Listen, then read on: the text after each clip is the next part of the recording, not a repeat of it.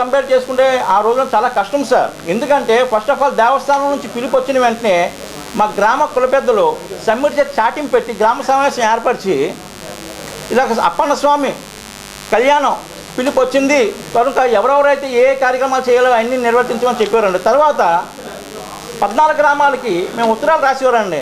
మొట్టమొదటి గ్రామం కోట కదిరిదానప్ప గ్రామం, కోట వీధి, కొత్త జాలారిపేట రెల్లి వీధి, పెద్ద జాలారిపేట వాల్టేర్, జాలారి ఎండాడ, భీమునిపట్నం మండలంలో 2 గ్రామాలు ఉన్నాయండి. బోయి వీధి, తోట వీధి, మలకాపురం, పల్లిపాలెం, గంగవరం, దిబ్బపాలెం, పూడిమడక, ఇలా 14 గ్రామాలన్నిటికీ ఉత్తరాలు పంపించారు సార్. సార్ ఈ రోజున అంటే ట్రాన్స్పోర్టేషన్ కమ్యూనికేషన్ అన్నీ ఉన్నాయి సార్. పూర్వం ట్రాన్స్పోర్టేషన్ కానీ కమ్యూనికేషన్ లేదు సార్. ఎంతకాలం చేయొచ్చు సార్, చేయొచ్చు.